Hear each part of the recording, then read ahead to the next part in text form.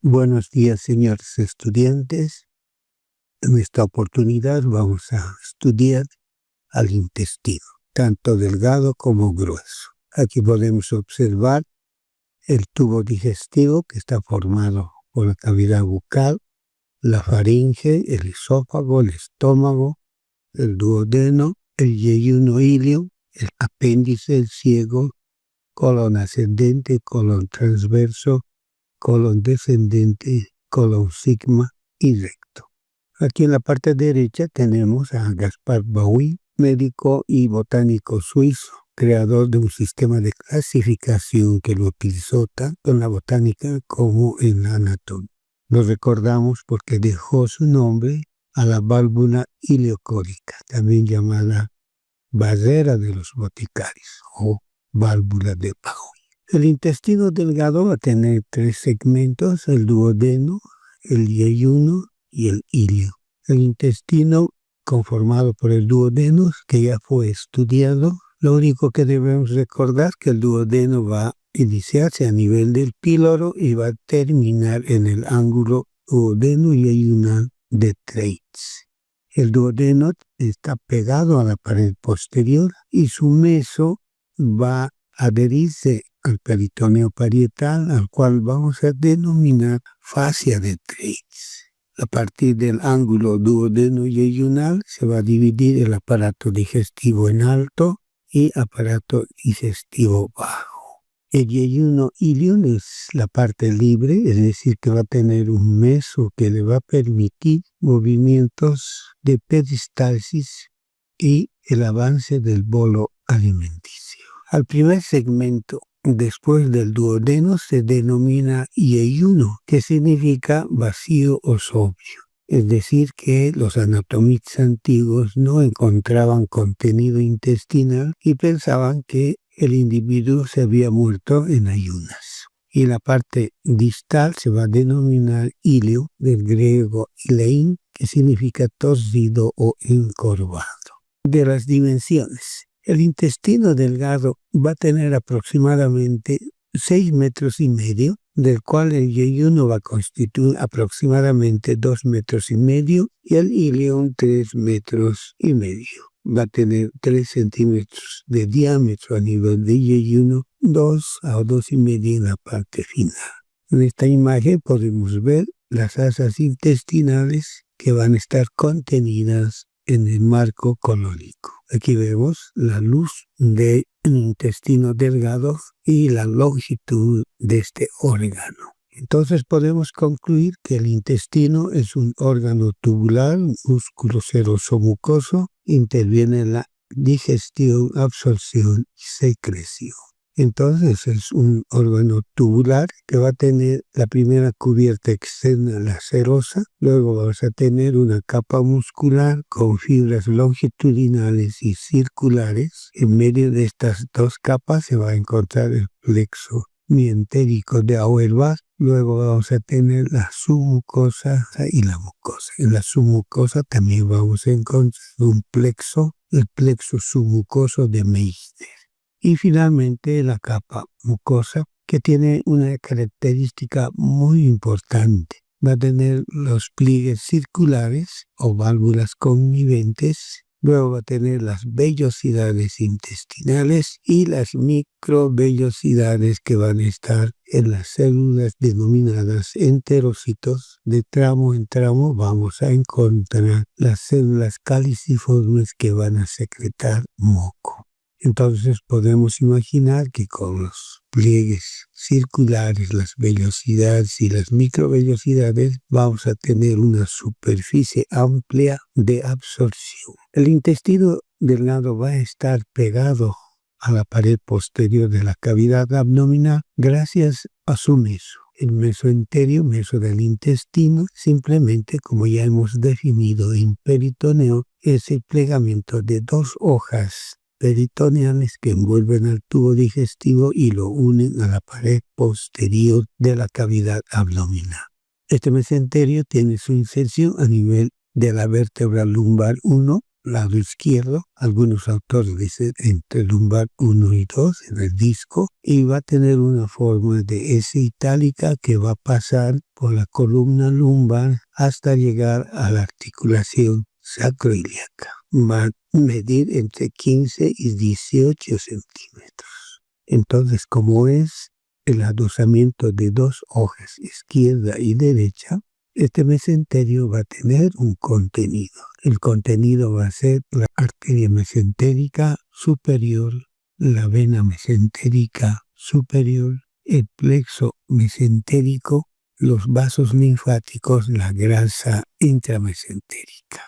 Aquí podemos ver, allí hay uno cortado y el mesenterio formando pliegues para irse a insertar en el borde adherente del intestino delgado. Esto es importante determinar que el mesenterio va a delimitar dos espacios. Los espacios mesentero cólico izquierdo, mesentero cólico derecho. En cirugía es muy importante porque en estos espacios puede acumularse el proceso inflamatorio. El intestino grueso. El intestino grueso se va a iniciar en el cigo y va a terminar en el ano. El intestino grueso va a tener los siguientes segmentos. Segmento inicial que va a denominarse cigo por su fondo de saco cigo, el apéndice vermiforme, el colon ascendente, el colon transverso, el colon descendente, el colon sigmoide y el recto. Entonces podemos definir que el intestino grueso es parte del aparato digestivo, es un tubo músculo seroso mucoso. Por lo tanto, el intestino grueso tiene aproximadamente una longitud de 1,5 metros. Su calibre disminuye desde el ciego, que mide aproximadamente 7 centímetros, hasta llegar al ano, que va a tener una estrechez en el colon ascendente de 3, 5 y 4 centímetros y va a ir disminuyendo progresivamente. ¿Cuáles son las características del intestino grueso? El intestino grueso primeramente va a formar un marco colónico que va a contener a las asas intestinales. En relación al intestino delgado es más corto, es decir, solamente tiene 1,5 metros en relación a los 6,5 metros del intestino delgado. Pero va a tener mayor diámetro, por eso de intestino grueso, va a tener lo más característico que son las cintillas musculares o tenias, que van a ser anterior, posterior externa y posterior interna. Es decir, que va a tener 3 tenias musculares. Otras de las características importantes son las abolladuras o austras, muy característico del colon, y que a nivel de las tenias musculares, especialmente la anterior, vamos a observar unos apéndices denominados apéndices epiploicos. El intestino grueso va a tener, igual que el intestino delgado, una capa serosa, una capa muscular con fibras longitudinales y circulares, una submucosa y una mucosa. La mucosa, vamos a observar algunos pliegues o espolones intestinales que van a formar las austras, el ciego y el apéndice vermiforme. El apéndice, como el nombre indica, es un segmento delgado parecido a un gusano, de ahí su nombre de vermiforme, que se va a iniciar en el fondo del saco ciego de este segmento y que va a tener aproximadamente entre 8 y 10 centímetros. Es un órgano tubular linfoide, músculo seroso mucoso, y que va a tener diferentes posiciones. Una de las posiciones, la descendente interna o pélvica, que representa el 28%, una subsecal el 11%, una parasecal con el 7%, una posteroileal y una preiliar. La preiliar 4% y la posteroileal 9%. Y un apéndice retrosecal que para algunos autores aproximadamente es el 41%. Y yo he visto muchas cirugías de apéndice, las he hecho también, pero nunca me he encontrado con apéndice retrosecal. Sí he asistido a una, aquí lo podemos ver, el apéndice retrosecal. También debemos nosotros hablar del punto apendicular. El punto apendicular es una línea trazada desde el ombligo hacia la espina ilíaca antero superior. El punto medio se llama punto apendicular de McBurney, de la escuela anglosajona. Pero el punto apendicular latino es la unión del segmento medio con el segmento externo. Entonces, este punto es muy importante cuando hay un proceso inflamatorio en el apéndice y si nosotros comprimimos en este punto vamos a despertar un nudo. El ciego se va a ubicar en la fosa ilíaca derecha y va a estar en una celda o compartimento. Por lo tanto, va a tener una pared anterior que va a estar dada por la pared abdominal que está constituido por la piel, tejido celular subcutáneo, la capa muscular que está formada por el oblicuo externo, oblicuo interno, el músculo transverso, la fascia transversalis y el peritoneo parietal. La pared posterior va a estar formado por el peritoneo, por el tejido subperitoneal, la fascia ilíaca, el músculo ilíaco. Y en la parte inferior va a estar en relación con el espacio de Boglos. Este espacio de Boglos va a formarse por el reflejo del peritoneo parietal abdominal hacia la fosa ilíaca. Este espacio, por lo tanto, va a estar formado por esa reflexión peritoneal y el ligamento inguinal. El ciego va a tener aproximadamente de 6 a 7 centímetros de ancho y por 6 centímetros de alto. El ciego va a tener un límite que es la desembocadura del ilio. Por debajo de esta línea vamos a denominar ciego. La escuela antigua indicaba que el ciego era por una línea trazada por encima de la desembocadura del intestino delgado, es decir, por encima de la válvula iliocecal. Luego tenemos al colon ascendente. En el colon ascendente va a desembocar el intestino delgado, la porción ilía, al cual vamos a denominar válvula iliocólica actualmente y válvula iliocecal para los clásicos. Va a estar formado por un labio superior, un labio inferior y 2 frenillos. En conclusión, el colon ascendente va a iniciarse por debajo de la válvula iliocólica hasta la flexura hepática. El colon mide aproximadamente entre 8 y 15 centímetros según Zubier y según Testi entre 12 y 15 centímetros de longitud. La porción ascendente no va a tener meso. La fascia de Toll es simplemente la coalescencia del mesocolon hacia el peritoneo parietal posterior. El ángulo hepático va a tener relación con la cara inferior del hígado. Por detrás va a estar en relación con el duodeno, la porción descendente, y con la cara anterior del riñón derecho. Luego tenemos el colon transverso. Este colon transverso va a bajar hacia el mesogástrico gracias a su mesocolon transverso. Entonces va a estar en relación con las asas intestinales y con la pared abdominal a nivel del mesogástrico. Va a medir aproximadamente 40-80 centímetros de longitud, con un promedio de 50 centímetros. Según Testi, este colon transverso mide entre 50 a 60 centímetros. Luego tenemos el ángulo esplénico que va a estar en relación con la base del vaso, de ahí su nombre de esplénico, con la pared costal. Y luego tenemos el colon descendente que va a extenderse de la flexura esplénica a la cresta ilíaca. Mide aproximadamente de 10 a 12 centímetros y para Testi 14 centímetros. Su relación posterior va a ser el músculo cuadrado lumbar y por delante va a ser el flanco izquierdo. Igual que el colon ascendente va a tener un meso que está pegado al peritoneo posterior, al cual vamos a denominar fascia de Toll del colon descendente. Finalmente vamos a tener al colon sigmoide. Este colon sigmoide tiene la forma de una S itálica, de ahí su nombre. Se va a extender desde la cresta ilíaca hasta la tercera vértebra sacra. se va a dividir en un colon ilíaco y en un colon pélvico.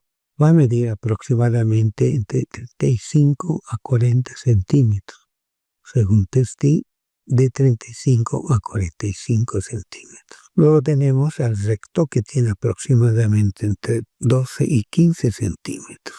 El colon va a tener 3 meses muy importantes que debemos recordar.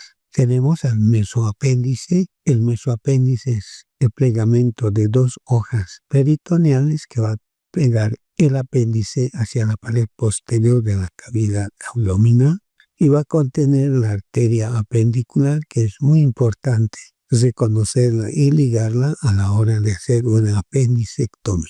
Luego vamos a tener el mesocolon transverso. Este mesocolon transverso se va a iniciar a nivel de la cara anterior del riñón derecho hasta la cara anterior del riñón izquierdo. Entonces va a atravesar la cara anterior del riñón derecho, la porción descendente del duodeno, que lo va a dividir en segmento supramesocólico e inframesocólica, la cabeza del páncreas, el borde inferior del páncreas, hasta la cara anterior del riñón izquierdo.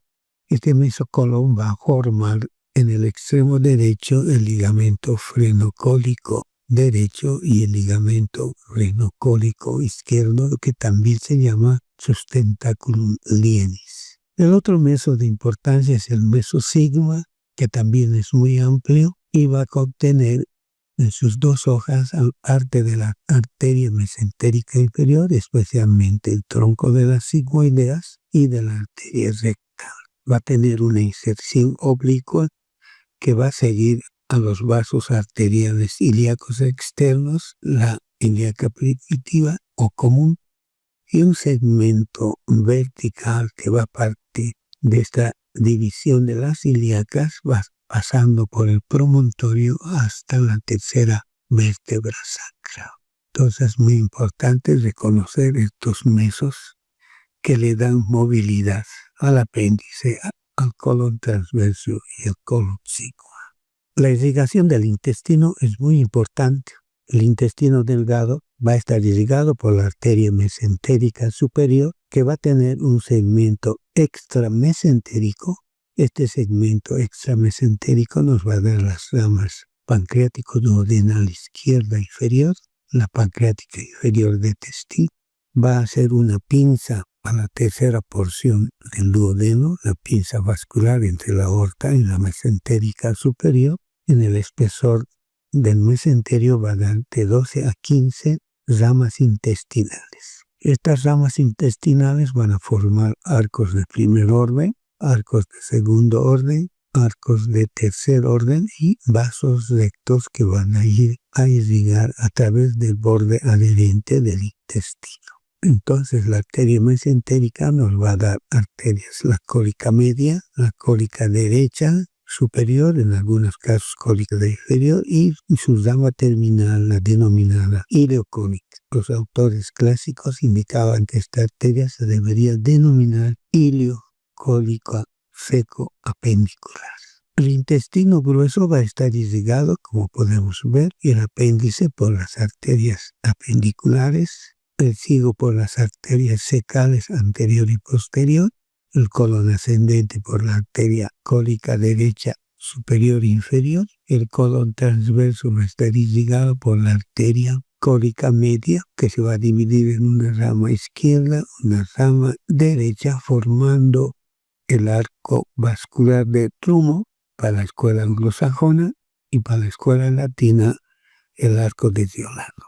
El intestino grueso en su porción izquierda va a estar irrigada por la arteria mesentérica inferior. Esta arteria mesentérica inferior va a tener un tronco del cual se va a dividir la arteria cólica izquierda superior, que va a ir a anastomosarse con la rama izquierda de la cólica media para formar el arco de Diolano. Luego vamos a tener el tronco de las sigmoideas, que me va a dar una arteria sigmoidea superior, sigmoidea media y sigmoidea inferior. Y la arteria mesentérica inferior va a terminar como la arteria rectal superior con una rama derecha y una rama izquierda. Luego tenemos al recto. El recto va a estar ampliamente irrigado por 3 arterias. La arteria rectal superior, rama de la mesentérica inferior, la arteria rectal media, rama de la ilíaca interna, y la rectal inferior, rama de la pudenda.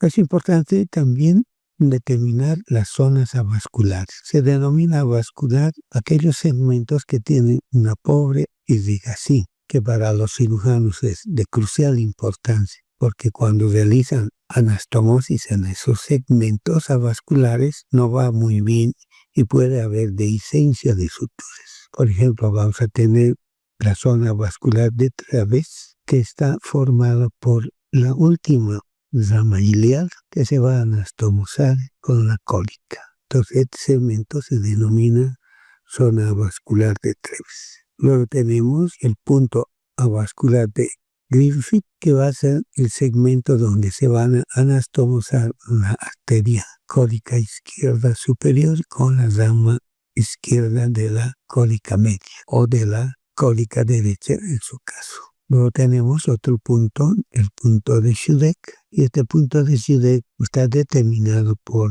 la última rama descendente de la sigmoidea inferior con la rama ascendente de la rectal izquierda. A esto vamos a denominar sigmoidea ima. Entonces aquí tenemos la sigmoidea superior, media, inferior y sigmoidea ima. Entonces estos puntos avasculares son de vital importancia para el cirujano. El retorno venoso. El retorno venoso va a estar dado por las venas mesentérica superior, denominado por los clásicos mesaraica mayor. Van a estar formadas por las ramas intestinales que van a formar la vena. Luego tenemos la otra vena mesentérica menor que va a recoger la sangre del colon descendente y sigmoide. Aquí hay que recordar que la arteria cólica izquierda superior va a pasar por delante de la vena mesentérica y para formar el arco vascular de Treitz. En la parte inferior tenemos el retorno venoso del recto. La porción superior del recto va a estar recogida por las venas rectales superiores y que van a tributar a la mesentérica. Luego tenemos las rectales medias que van a tributar a la vena ilíaca interna y las rectales inferiores que van a tributar a las venas pudendas. El retorno linfático. A lo largo de las arterias intestinales se van a ubicar una serie de linfonodos que van a recoger la linfa del intestino delgado para conducirse a través de los linfonodos de la mesentérica superior a los linfonodos paraaórticos que van a formar la cisterna de Pequet. Esta cisterna va a formar el conducto torácico que va a ascender a través del diafragma hacia la cavidad torácica hasta el ángulo yugulosubclavio de Pirogono. De igual manera vamos a tener a lo largo del marco colónico una serie de linfonodos que van a tributar hacia la mesentérica a través de las ramas cólicas derechas, iliocólica, rama cólica izquierda, las sigmoideas para tributar a los ganglios o nodos paraórticos. El recto es la parte final del tubo digestivo que se va a extender desde la tercera vértebra sacra hacia el lado. Este recto no es tan recto porque va a estar traccionado hacia adelante por la porción elevadora del músculo elevador del ano. Va a tener un segmento pélvico y un segmento esfinteriano. Va a estar formado en su parte superior por una capa serosa. Como todo el tubo digestivo va a tener una capa muscular de fibras longitudinales, de fibras circulares, una submucosa y una mucosa. En la mucosa vamos a ver unos pliegues mucosos denominados válvulas de Houston. Va a existir 2 válvulas izquierdas y una derecha. Sus relaciones. La relación posterior va a estar dado con la cara anterior del sacro y del coxis, y la relación anterior va a estar con la vejiga, en la mujer con el útero y parte de la vagina, en el varón con la vejiga y la próstata. A nivel del ano vamos a encontrar en la parte final del recto columnas de Morgani. Estas columnas de Morgani van a delimitar en la parte inferior las válvulas que tienen una forma de nido de paloma. Luego vamos a tener la línea pectínea y finalmente la región anal. Aquí es muy importante ver que en la parte inferior de la capa muscular se va a engrosar y vamos a denominar esfínter interno del ano. Y en la parte externa, dependiente del suelo perineal, vamos a encontrar el esfínter externo del ano. Aprovechando aquí podemos ver el espacio pelvis-rectal y el espacio isquio-rectal. El peritoneo visceral que va a cubrir al recto se va a reflejar hacia las paredes laterales, formando un espacio pelvis-rectal que tiene forma triangular. El límite superior es la reflexión del peritoneo, el límite inferior es el músculo elevador, la porción esfinteriana, y la base es el recto. Por eso se denomina pelvis rectal. Va a tener contenido al uréter, grasa peritoneal y vaso. El otro espacio se denomina espacio isquiorrectal, que también tiene forma triangular, que va a estar dado por la porción esfinteriana del elevador, el músculo obturador, la pared pélvica, y la base va a ser la piel de la región perineal, que es lo que va a contener grasa, y a nivel del conducto de Alcock vamos a encontrar los vasos y nervios pudentos. Este espacio tiene capital importancia porque a través de una fístula anal puede infectarse y producir un absceso isquiorrectal. Aquí tenemos al ano. Como indicamos, el ano o canal anal va a tener las columnas de Morgani, las válvulas van a tener formas de nido de paloma, vamos a encontrar una línea pectínea y un segmento de transición entre mucosa y piel. Y hemos indicado que va a tener un esfínter interno dependiente de la capa muscular del tubo y otra externa dependiente de los músculos perineales. Y finalmente queremos recordar la irrigación del recto porque tiene mucha importancia. El segmento superior indicamos que va a estar irrigada por las arterias rectales superiores, antes llamadas hemorroidales, que van a venir de la mesentérica inferior. Luego tenemos las rectales medias de la arteria ilíaca interna y las rectales inferiores de la arteria pudente. El retorno venoso es de igual manera las rectales superiores a la mesentérica inferior, las rectales medias a la vena ilíaca interna y las rectales inferiores al sistema pudente.